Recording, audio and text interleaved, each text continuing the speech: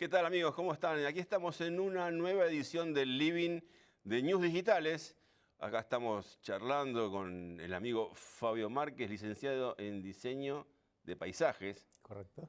conocido en las redes sociales como paisajeante. Sí. Un hombre que a mí, mis amigos, familiares sobre todo, me dicen el hombre ciudad, pero vos sos el verdadero hombre ciudad, porque conocés la ciudad como la palma de la mano, secretos, detalles, adoquines, árboles, todo ponés en la mente y sabés dónde está y qué historia tiene ese árbol, ese adoquín, esa calle, esa vereda.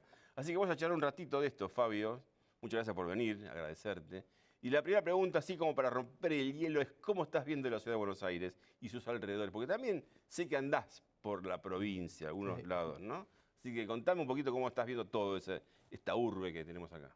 Digamos que la ciudad de Buenos Aires, más allá de la ciudad autónoma, como urbe, es todo lo con sus 40 partidos que la rodean, es una de las ciudades más grandes del mundo. Mira.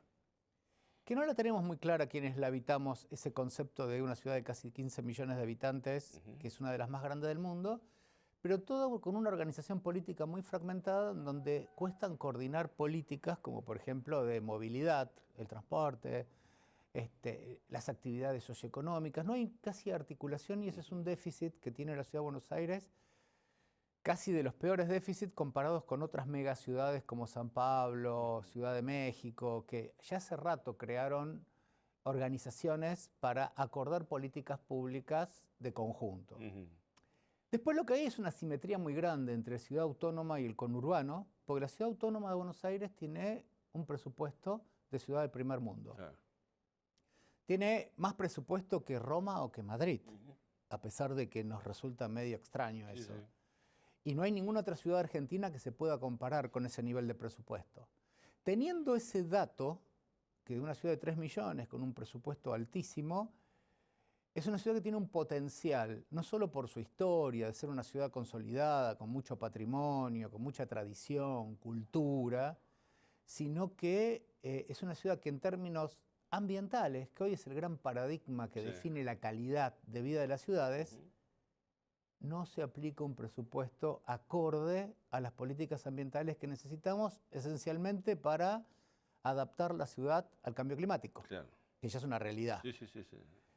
Y que muchas veces no es gastar más, sino gastar mejor. Y hay cosas que son medio incomprensibles. A ver, por ejemplo. ¿Por qué la ciudad no tiene un plan de arbolado acorde a la realidad? Pero si la vez pasada, el año pasado, largaron un plan que plantaron 100.000 árboles. Primero, no plantaron lo que dijeron que plantaron. Segundo, lo más importante de un plan de arbolado es elegir las especies correctas para los lugares correctos, y la mayor parte del recurso no es el árbol, sino el cambio de los sustratos y el mantenimiento de los primeros 3 o 4 años cuando ese palito, que es un proyecto de árbol, pueda desarrollarse bien.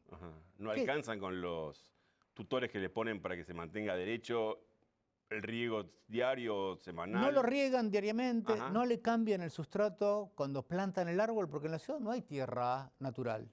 Es tierra compactada de décadas, siglos de uso humano. Entonces, para que el árbol crezca sano, tiene que tener un buen sustrato porque es donde adquiere nutrientes. Bueno, la mayor parte de los árboles que plantas se secan porque no están bien mantenidos. Y en general, además, plantan árboles que cuando maduran, cuando sean adultos, van a ser un problema porque eligen sin pensar claramente el espacio urbano. ¿Por qué? Porque el árbol correcto para el sitio correcto es aquel árbol que cuando sea adulto, en 15 o 20 años, quepa en el lugar donde lo pusiste y no requiera poda. Porque el árbol bien plantado no hay que podarlo. Los árboles no se podan, salvo excepciones. Cuando vos tenés que estar podando un árbol porque no cabe, es porque eligieron mal el árbol, y lo que te sucede es que los servicios ambientales que presta un árbol están en la copa. Si vos lo podás y reducís el follaje, todos esos servicios ambientales empiezan a hacer casi nada. No sirve. Y en las ciudades actuales, el plan de arbolado, porque cuando armás un plan es para 25 años por lo menos, porque esta cuestión que plantás un palo y que para que sea un árbol tiene que pasar mucho tiempo. No podés comprar árboles de 20 años.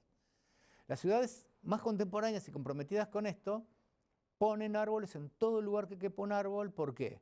Porque el árbol sirve para contrarrestar el efecto de calor, que la ciudad amplifica el calor por todos los materiales inertes, ralentizar la caída de agua de lluvia. Un árbol con buen follaje puede retener hasta 500 litros de agua. Mirá. Imaginemos toda una calle bien arbolada, tarda en caer el agua y no hay menos riesgo de inundaciones.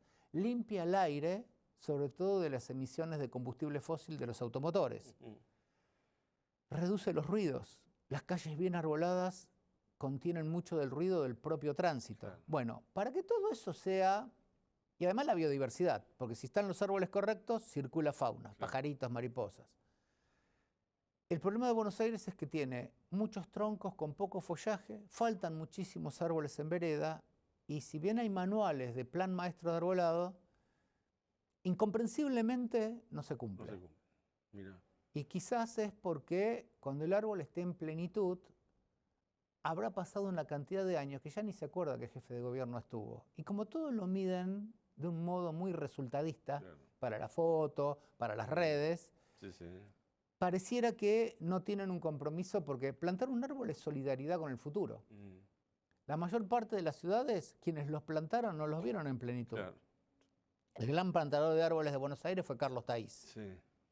que fue el que desarrolló el primer gran plan maestro y que puso cientos de miles de árboles. ¿Con qué especies? Porque están los plátanos estos que... Él al principio le habían ordenado que Buenos Aires fuera la París de Sudamérica, Ajá. entonces plantaba plátanos, tilos, paraísos, todas especies exóticas. Ajá. Después se va al norte de Argentina y descubre los árboles con flores. Claro. Jacarandá, lapacho, palo borracho, tipa, que hasta ese momento no se habían usado nunca Mirá. fuera del lugar natural. Sí, sí. Y Taís no llegó a ver en vida ese árbol, Esos colores hermosos esos que... tremendos árboles gigantes. ¿Por qué? Porque era para el futuro. Ese compromiso de la ciudad, no con el aquí, ahora, lo inmediato, lo fast, sino saber que todo lo que definís hoy es para las próximas generaciones. años y generaciones, medio que es un poquito lo que falta. Está bien. Y ya que estamos hablando así de árboles y de planes y todo eso, ¿cómo estás viendo el tema de los espacios verdes? Bueno, la ciudad de Buenos Aires es la segunda capital latinoamericana con el peor promedio de metros cuadrados de espacio verde por habitante. Solo le gana Lima. Entonces sabemos que tenemos un déficit tremendo y además que tenemos poco, lo tenemos mal distribuido. Ajá. El barrio de Villa Santa Rita hace poco logró tener una placita por una lucha vecinal de 40 años para que expropiaran un terreno, pero ni siquiera tenían una plaza ese barrio. Claro. Almagro tiene una sola placita, que es uno de los barrios con más densidad de población. Sí, ¿cuál es la que está ahí Está en Belgrano?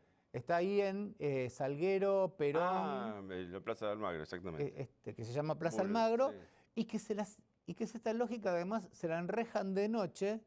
Entonces a las 9 de la noche, pleno verano, no podés usar la plaza. Claro.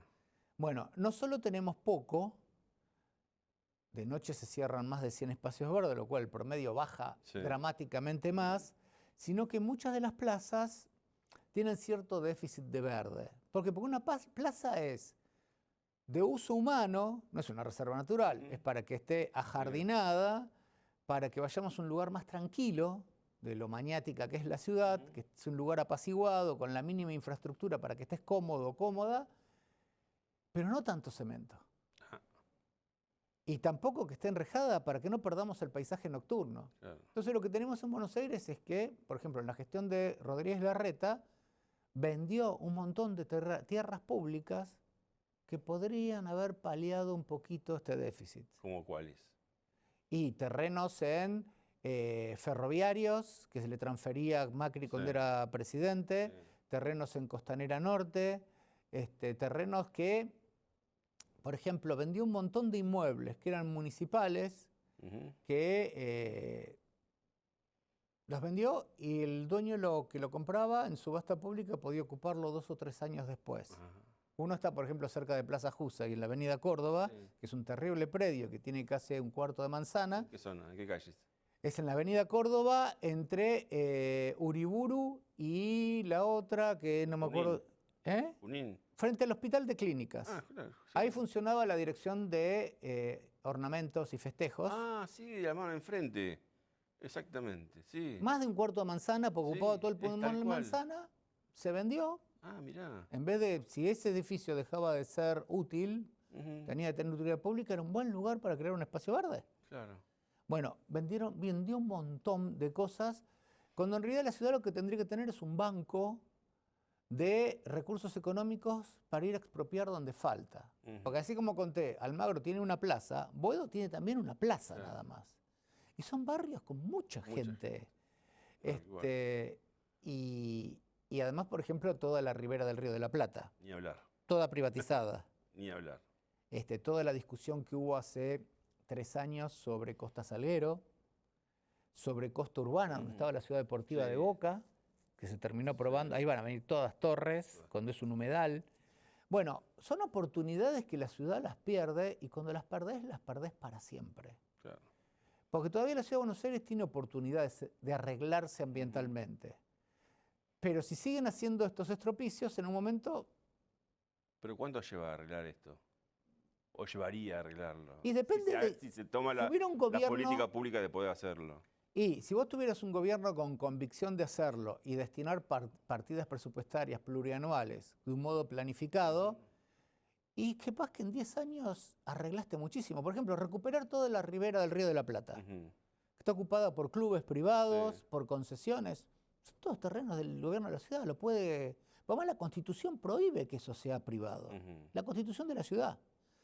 Digamos, tener los recursos legales para crear un gran parque público ribereño.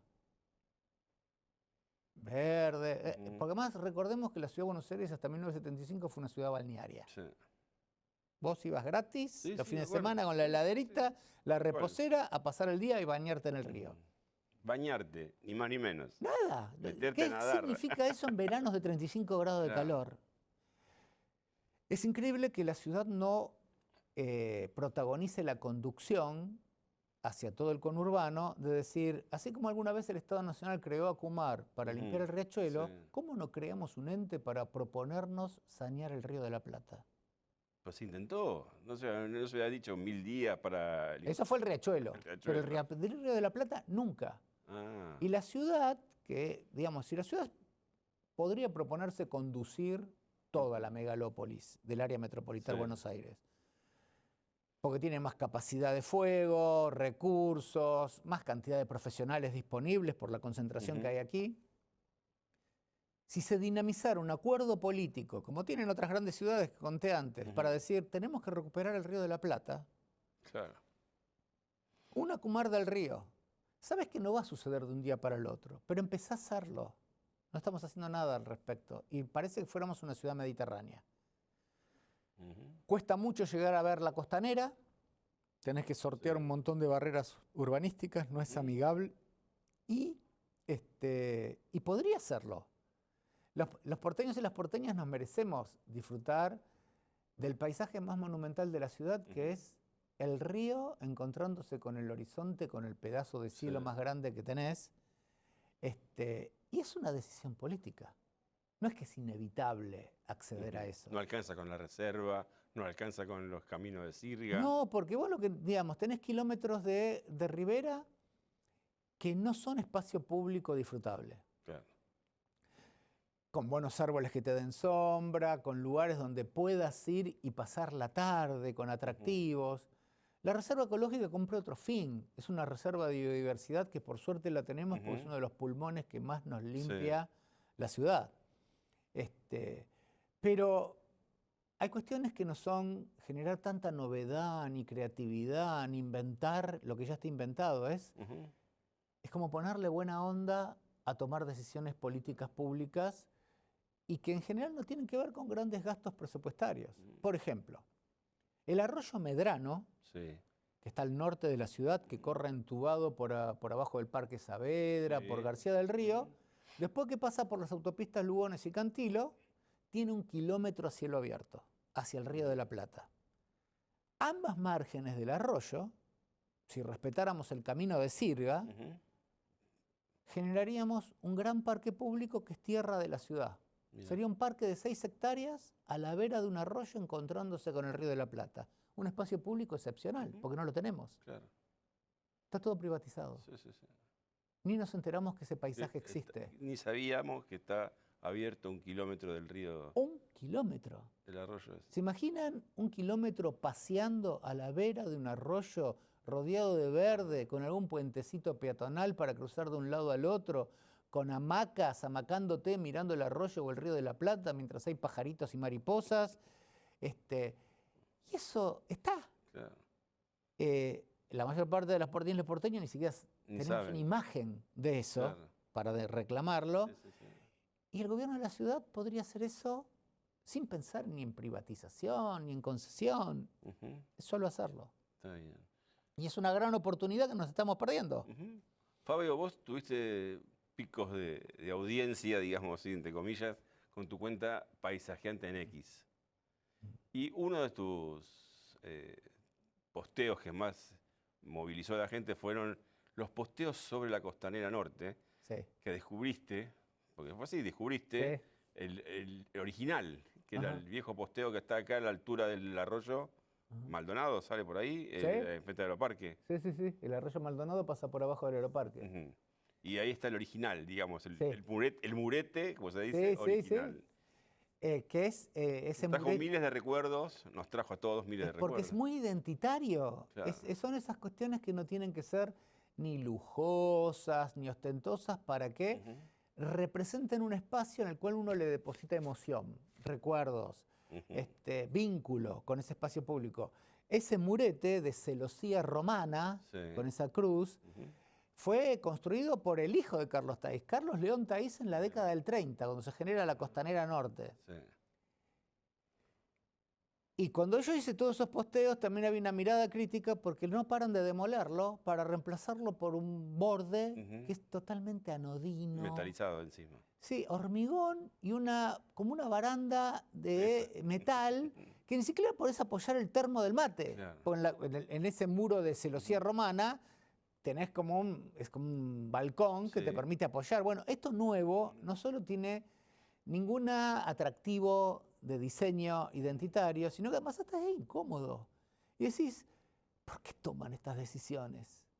¿Y Porque vos por qué crees que toman estas decisiones? yo creo que hay algo de banalidad en la cual ven lo patrimonial Ajá. como viejo, Claro. no tienen el concepto, que hay gente que está vinculada emocionalmente con eso. En general, la mayor parte que hacen esos diseños no viven en la ciudad. Ah, Es gente detalle. que vive en zona norte Ajá. del conurbano. Entonces, no tienen ningún vínculo con eso. No tienen recuerdos, no tienen, Ajá. ni sus familiares tienen recuerdos, nunca jugaron ahí. Y cuando vos no tenés tanto compromiso con el espacio que diseñás o que vas a intervenir, y encima tenés ese concepto que te encontrás con algo viejo, no te cuesta nada romperlo. Porque no tenés ningún vínculo con eso y tampoco vas a ir a usarlo, eso nuevo que estás haciendo. ¿Pasa eso en otras partes de la ciudad? Sí, y nos pasa porque además los últimos 3 jefes de gobierno no vivían en la ciudad. Tenían dirección formal en la ciudad para ser candidatos, pero ni Jorge Macri, ni Horacio Rodríguez Larreta, ni Mauricio Macri viven en la ciudad. Ujú. ¿Qué quiere decir que no vivan? Es que no la caminan, no van a la plaza, no van al supermercado, porque parece que pudiéramos establecer que es lógico que un jefe de gobierno viva en una situación de una burbuja allá arriba, Ujú. y no debiera ser así. Y se nota cuando no tienen vínculo con la ciudad en las decisiones que toman. Por Porque ejemplo. esta ciudad en los últimos 18 años de los gobiernos de estos 3 hizo mucha obra pública, Ujú. pero hizo mucha obra en la cual le quitó identidad a la ciudad. Porque a veces una ciudad que tiene tanta historia, tantos íconos, es como que cada cosa nueva que hagas tenés que hacerla con mucho respeto por ese legado, sin congelarlo. La ciudad no tiene que ser un museo. Y hay cosas que se nota cuando se hacen, que de golpe agarran una plaza y la hacen toda nuevo, sin considerar que muchos espacios pasaron varias generaciones que lo habitaron. Y acá me sirve de oportunidad para contar algo del A ver. patrimonio, que Dale, es, dale. en una plaza que tiene más de 100 años, vos por ahí tenés un banco, que más allá de la calidad del banco, hay algo patrimonial que es el lugar banco. Porque en ese banco se juntaron abuelos con nietos, parejas, amigos o amigas filosofando. Entonces, ese lugar tiene una pertenencia a lo largo de muchos años y es muy simbólico. Entonces, si vos de golpe elegís que ese banco, en vez de estar ahí, tiene que estar en otro lugar y desapareció el lugar donde te sentabas, ¿por qué? Porque donde uno pone un banco y está hablando, tomando mate o jugando con alguien, tenés un paisaje por delante que le da sentido a ese espacio banco. Si vos rompés ese lugar, estás destruyendo toda esa memoria colectiva con las historias que sucedieron en ese banco. Entonces vos tenés un patrimonio tangible que a lo mejor es ese banco antiguo. Pero lo que es más valioso es el lugar banco. Por eso cuando se diseña el espacio público, y esto ya hace más de varias décadas que en el primer mundo se hace, hay que hacer procesos participativos para identificar eso que no lo encontrás en una foto ni en una película. Te lo tiene que contar la gente. Entonces vos sabés que una plaza, una calle, un parque, tiene puntos focales en donde hay más concentración de vínculo, donde sucedieron más historias. Y hay otros en donde no pasó nunca nada. En esos le podés poner mucha más cosa nueva. Y en los otros, respetarlo. ¿Por qué? Porque cuando uno actúa sobre el espacio público, es saber que siempre está fomentando el encuentro social, constructor de comunidad, es el lugar donde es el más democrático de los espacios. Pero si intervenís pifiándola, en vez de lograr ese objetivo, lo estás rompiendo. Y eso no se arregla después. Entonces, una plaza, hay un antropólogo francés que desarrolló un concepto que se llama el no lugar. Se llama Marc Augé, que dice, hay lugares que parecen que es un lugar, que hasta lucen lindos en fotos, pero nadie se siente cómodo en ellos. ¿Por ejemplo? Los aeropuertos. Mira. Los aeropuertos circulan miles de personas que no se vinculan entre ellas y que no sabes en qué lugar del mundo estás porque son todos iguales. Pero hay plazas que se diseñan con ese concepto. Mira. Se diseñan desde un estudio, baja el proyecto sin considerar las necesidades del entorno, lucen lindas en las fotos, pero la población en la cual se tiene que servir se siente incómoda. No va con su idiosincrasia. Bueno, a veces se gasta mucha plata en que lugares se transformen en no lugares. ¿Y qué tiene un no lugar, según Marc Augé? No tiene identidad, no genera relaciones sociales, no las fomenta, y como no hay relaciones sociales ni identidad, no tiene historias, no pasa nada. Muchos espacios públicos que están en grandes plazas donde te tomás el colectivo, o en plazas que se intervienen y que la modifican muchísimo, el gran peligro del diseño contemporáneo de ciudad es que con la mejor de las intenciones estés transformando un lugar en un no lugar. Y eso es como una de las cuestiones éticas que para quienes somos del campo de la planificación y el diseño urbano y tenemos compromiso con lo que hacemos, es central, porque no le podés pifiar a eso. Y a veces con muy poca plata, haciendo un trabajo de acupuntura, generás lugares muy potentes. Y a veces con mucha plata, no haces nada. Destruís lugares. ¿Todo esto vos lo contás en tus charlas con los vecinos que haces? Yo en mis caminatas trato de compartir información de un modo no académico para que puedan ir construyendo con los elementos que les comparto mirada crítica. ¿La mirada crítica qué es? Que vos puedas tener tu propio juicio de valores de lo que te parece que está bien, que está mal, de lo que te gustaría que se conserve, de lo que gustaría que se conserve, de que se transforme y que se transforme cómo. Que entrenes la mirada para mirar una ciudad tan maravillosa como es Buenos Aires, que salir a caminar sin un sentido productivo, caminar por caminar, no porque estoy apurado para ir a un lugar, ni porque tengo que hacer una tarea, sino porque ocio, y que puedas disfrutar detalles que van desde la arquitectura patrimonial, el arbolado, ciertos objetos que están en el micropaisaje, que esta ciudad lo ofrece, y no todas las ciudades tienen esa disponibilidad. Y que lo que yo les comparto es que siempre hago como de guía vaquiano, no de guía turístico ni histórico. Eso te iba a decir, porque vos no mostrás, este es el museo, este es el edificio. No los abrumo con datos, claro, porque no importa. Después, si te interesa mucho este edificio, Mira la firma del arquitecto y googlealo. Claro. La idea es que en mis caminatas es que compartamos la percepción. ¿Por qué? Porque el paisaje urbano está constituido por un montón de decisiones políticas a lo largo de la historia que fueron subjetivas. Sí. Podrían haber decidido eso u otra cosa. El ancho de calle, la altura de los árboles, la altura de las edificaciones. Y que armaron un presente. Y el paisaje es un concepto que no existe naturalmente. El paisaje es una construcción cultural, por lo tanto subjetiva. Claro.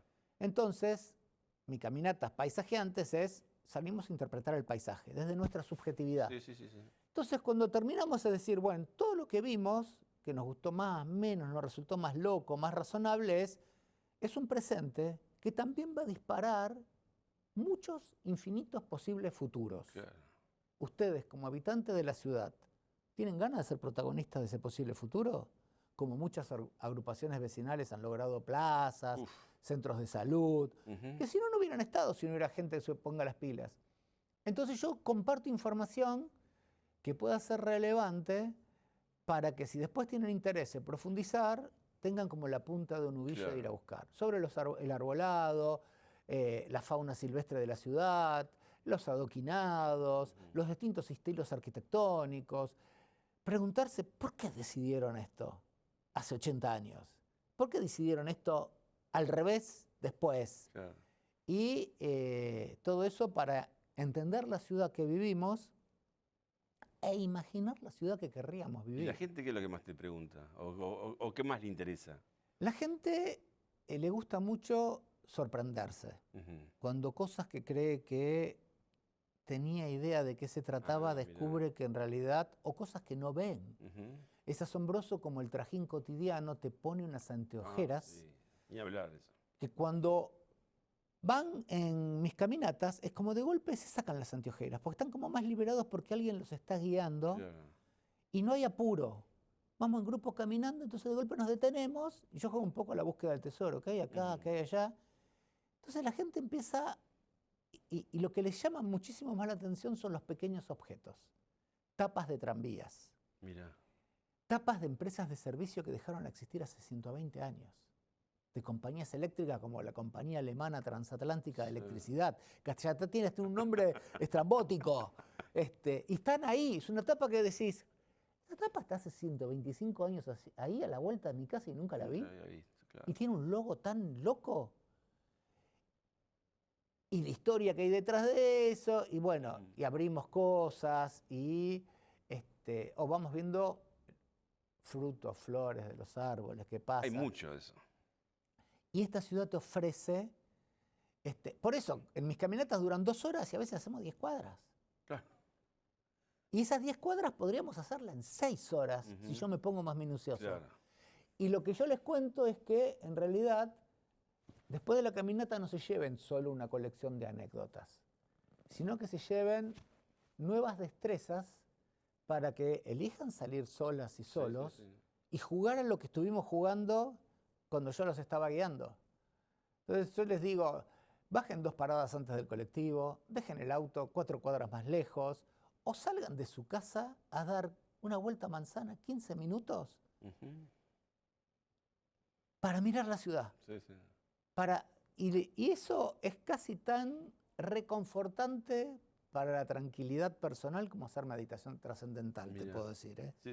Porque en un momento salís de la rutina y descubrir ciertas cosas. ¿Tenés feedback con la gente así? Sí, todo el tiempo me mandan mensajes de lo que descubrieron después. Mirá. Me lo comparten, porque se sienten como, es como si fueran, se van como iluminando de ver cosas que nunca vieron. Y sucede que en mis caminatas viene gente de todas las generaciones. Entonces viene gente de las generaciones más grandes que redescubren una ciudad que no pueden creer que se la perdieron durante tanto tiempo. Y vienen jóvenes, adolescentes, que no tienen ese trayecto de vida y que empiezan a decir, qué bueno todo lo que nos dejaron los que estuvieron antes. Entonces son registros que en realidad generan emociones, sensaciones y vínculo con el lugar que habitas, porque todo lo cotidiano trata de desvincularte. Porque siempre tenés que ir a la corrida, siempre vas apurado. Claro. Y que en todo caso parece que la ciudad solo el entretenimiento que tendría para ofrecerte es el comercial, donde tengas que pagar. Y casi siempre local gastronómico. Claro. Yo les digo, si ustedes están medio de bajón o necesitan un rato, salgan a caminar por la ciudad. Ujú. Es gratis. Sí, sí. Y Es ya buena aprendieron lo que los va a reconfortar, Claro. descubrir, mirar, entender. Y cuando encuentran cosas que no saben qué son, me empiezan a mandar mensajes. Claro. Mirá lo que encontré. Ah, mirá. Porque esto no lo vi en ninguna caminata tuya. Sí, sí, sí. Y es recuperar cierto espíritu de la infancia Ujú.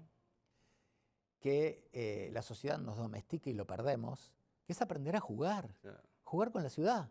Sí, sí. Y empezar a ver que si mirás para arriba, ves o pajaritos o ves detalles arquitectónicos. Y si miras para abajo también, También, ves claro. tapas escritas en inglés o en francés, y que caminabas siempre por ahí arriba y nunca le habías dado bola. Ujú. Muy loco, muy loco. Escúchame, ¿y tu edad te sigue sorprendiendo a vos la ciudad? Bueno, todas las caminatas que hago son siempre únicas, no las repito y no las preparo antes. Ah, mira, Yo descubro cosas con la gente. qué loco eso. Yo calculo que dure 2 horas. Entonces Sí. elijo un punto de inicio y un punto de finalización, estimando, porque conozco mucho la ciudad, Sí. qué podríamos encontrar. Pero en todas las caminatas yo encuentro cosas que no sabían que estaban ahí. Mirá. Y Es que buena esa espontaneidad que lo estamos compartiendo, por eso me gusta no repetirlas. Porque Claro. a mí me gusta también disfrutar la Sorprenderte. caminata. Ujú, Digamos, yo soy docente en 4 universidades, doy clase, ujú. trato de actualizar siempre los programas, pero tienen una rutina. Claro. En cambio, en las caminatas, digamos, el año pasado hice 50 caminatas, Ah, mira. que no se repitieron, no se van a repetir, porque digo, esta ciudad ofrece tantas opciones que a lo mejor dentro de 3 o 4 años repito alguna. Claro. ¿Por qué la voy a repetir si podemos hacer otra Sí, sí, distinta? sí. Y ya hay cierto grupo de gente te que son sigue. asiduos. Claro. Está bueno eso. Sí, sí, porque, Está y bueno. porque además no todas las caminatas son iguales, encontramos cosas distintas. No es lo mismo los barrios más antiguos, como Montserrat, Ujú. que los barrios más nuevos, como Oh, Versalles. Claro. Porque capaz que en alguno hacemos menos cuadras porque hay mucha más concentración de Ujú. cosas de distintas épocas. Sí. En el otro caminamos un poquito más, pero hay cosas totalmente distintas. Sí, sí, sí. Y hay muchos barrios que todavía ni fui. ¿Y esto, por ejemplo, vos lo podés traspolar a al conurbano, por ejemplo? Sí, se puede. Esto ya me han pedido caminatas para mirá. Rosario, para Mar del Plata, para Montevideo. Porque ¿cuál es la lógica? En Ciudad de Buenos Aires, viví toda mi vida en Buenos Ujú. Aires, me dedico a la ciudad, he sido funcionario público, diseñando, Sí. he hecho plazas, parques. La conozco mucho. Pero cuando yo voy, yo soy medio un enfermo, voy Sí. de turista a un lugar, ¿Te podés hacer lo mismo? mi paseo es ese. Soy un nerd total. Claro, claro. Salgo a caminar por una ciudad en la cual, para ahí tengo una versión de su historia muy Sí. superficial, y empiezo a encontrar cosas. ¿Qué sé yo fui, creo que no me acuerdo si fue en abril, en Semana Santa, una cosa así, fui a Mar del Plata. Ujú. Fuimos con mi novia a pasar unos días a Mar del Plata, decía mucho que yo no iba. Entonces yo saco fotos y subía a las redes. Sí. Porque no, Como hace no siempre, sacaba, claro. no sacaba fotos a los lugares Turísticas, emblemáticos. Claro. Marplatenses preguntándome, mandándome mensajes, ¿dónde está eso? Ah, mirá. Y yo dije, "Lo encontré, porque además miro, Sí, sí, veo mirá, esos detalles. Tenés otra forma de mirar las cosas. Claro, es como que ya estoy formateado de ese modo, y ahí me aparecieron, pero tenés que hacer una caminata acá, ¿cómo puede ser que yo nunca había visto Claro, eso? claro. Bueno, ciudades que tienen historia te dan mucha oferta de esas cuestiones que constituyeron quienes nos antecedieron. Que a veces son cosas que decís, te cuestan entenderlas, hay otras que las entendés y capaz que no las compartís, pero están ahí. Son testimonios Sí, sí, sí. y que siempre el pasado te interpela con el futuro.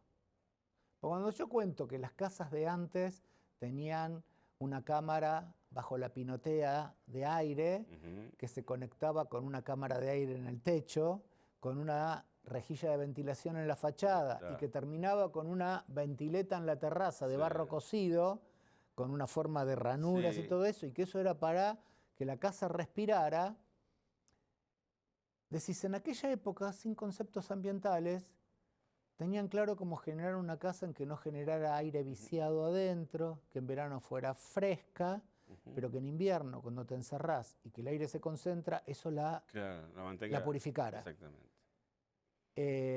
Eso debiera interpelar el diseño arquitectónico contemporáneo, no para hacer lo mismo, sino para poder tomar decisiones en un diseño actual, con los materiales que tenemos hoy, y no ser esas cajas de vidrio con paredes de Durlock, berreta, sino que leer ese pasado es decir, ¿cómo puedo interpretar ese pasado para que mi presente tenga ese compromiso que tenía como hacían esas casas?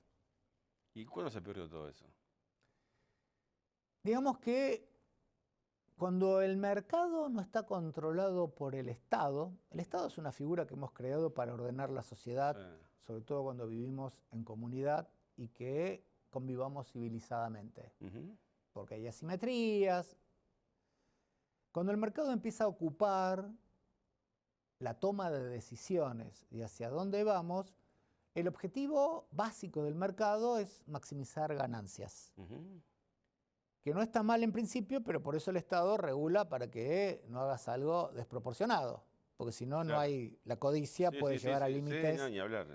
Ahora, cuando el Estado se retira y el mercado va ocupando lugares donde no le marcan la cancha y puede empezar a bajar la calidad de los materiales, puede acelerar los procesos, puede aumentar la plusvalía, no tiene compromiso ético. Claro. El mercado nunca tiene compromiso ético.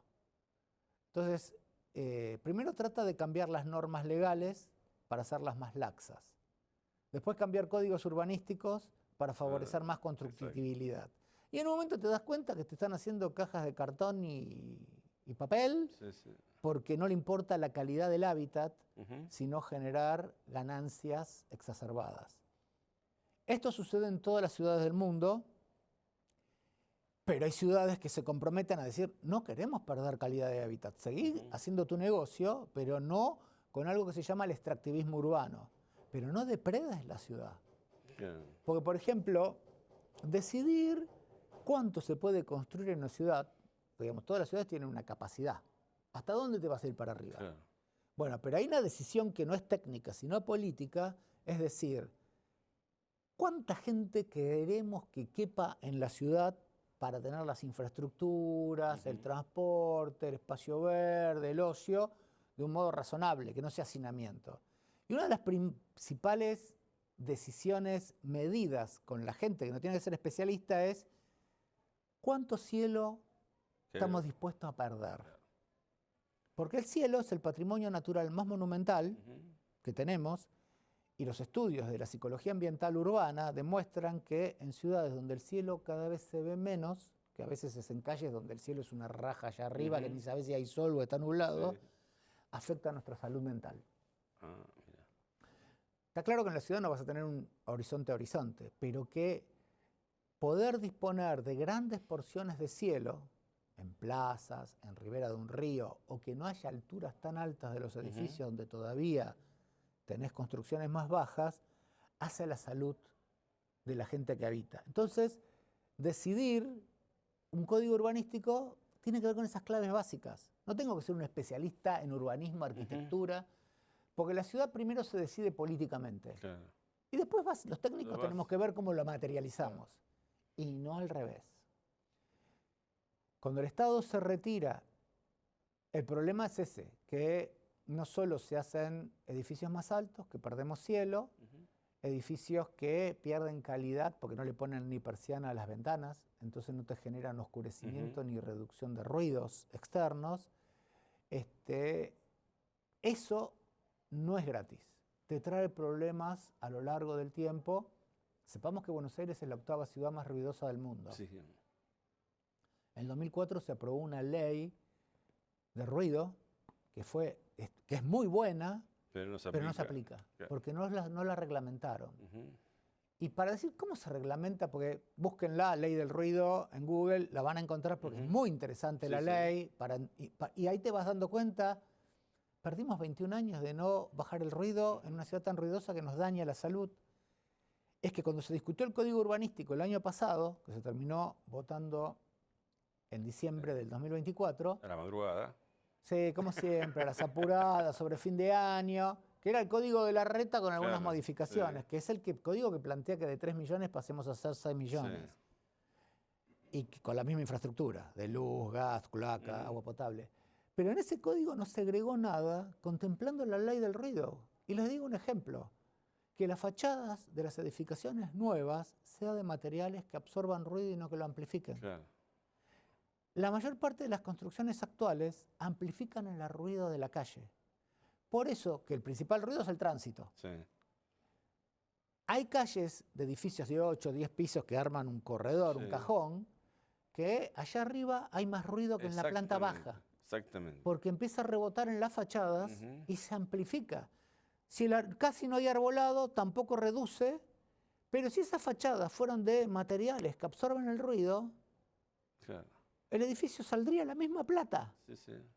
Digamos que no le estás cambia diciendo mucho. cambiemos la fachada de Vos, todos los edificios cuando ya decís que hechos. amplifica, son vidriados. Es tremendo, Es tremendo. es tremendo. Los edificios vidriados es algo absolutamente obsoleto en términos de arquitectura contemporánea. Mira. Porque además tenés que consumir energía para calefaccionarlos en Sí. invierno, para refrigerarlos en verano. Ujú. Amplifican el efecto isla de calor porque refractan la Claro. radiación solar. Amplifican los ruidos. Está todo mal, Ujú. digamos. Pero y- siguen saliendo, y siguen nos hacen apareciendo. creer que son estéticas de lo actual. Claro.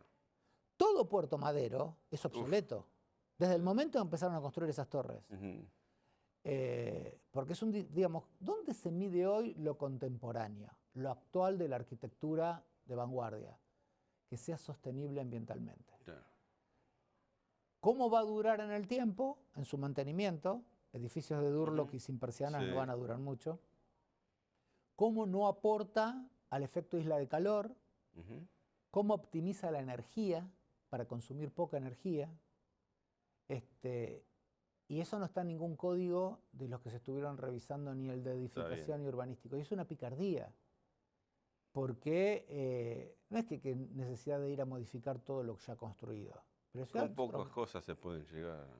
si vas a hacer un edificio nuevo, por ejemplo, hoy los edificios nuevos tienen departamentos minúsculos Sí. donde algunas asociaciones de gente con discapacidad motora No pueden. lo denunció porque una persona en Claro. silla de ruedas no se podía No puede. desplazar en ese Claro.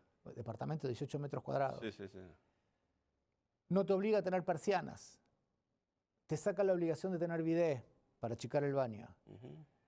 No está obligatorio poner gas natural, Una locura. todo eléctrico. Entonces después Una te quedas sin locura, luz en claro. los picos porque No alcanza. está la misma infraestructura Claro, de provisión de exactamente. servicios. No ponerle techo verde a azoteas ociosas.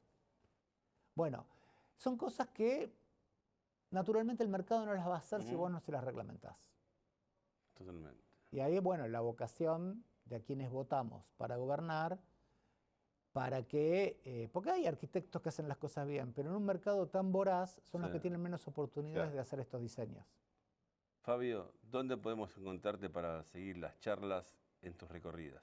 Bueno, yo estoy en todas las redes, en Instagram, X. Twitter, actual X, que le seguimos diciendo Twitter, Sí, obvio. en Blue Sky, en Ah, Threads mira. y en Facebook, Sí. en @paisajeante. Ujú. Cada caminata la anuncio el domingo anterior a la noche. Ajá, está bien. Generalmente son los sábados, Sí. pero también excepcionalmente pueden ser domingos Ujú. o pueden ser nocturnas. Ah, qué Cada bueno. tanto meto alguna nocturna también para ver el paisaje nocturno. Y hay mucho para ver ahí. Uf, para ver De noche. cosas interesantes y para ver, porque digamos, el alumbrado de la ciudad es otro desastre. Bueno, Contaminación lumínica se llama. vamos a charlar otra Sí, oportunidad. sí. Porque quedó Pero- mucho. No, podemos estar Horas. 18 horas y seguimos escarbando cosas porque la ciudad es el producto más complejo que hizo la humanidad Mm. y por lo tanto es tan rico e interesante porque es donde la mayor parte de las personas elegimos para vivir. Fabio, muchas gracias por haber venido. Nos iluminaste un montón de data. Nos llenaste de información, que está muy bueno eso. Y ya te comprometemos a volver. Dale, gracias por haberme invitado, por estar acá y compartir este momento. Perfecto. Amigos, esta fue una nueva edición de Living de News Digitales, acá desde la sección de Sociedad, en la cual charlamos hoy, un lujito nos dimos, con Fabio Márquez, paisajeante, un hombre que conoce la ciudad como pocos, detalles, tapas de luz, de electricidad, todo lo que quieran saber de la Ciudad de Buenos Aires, búsquenlo en X, en Twitter, en Instagram, en todas las redes sociales y lo van a encontrar. Para esa gente, un lujazo. Muchas gracias. Gracias.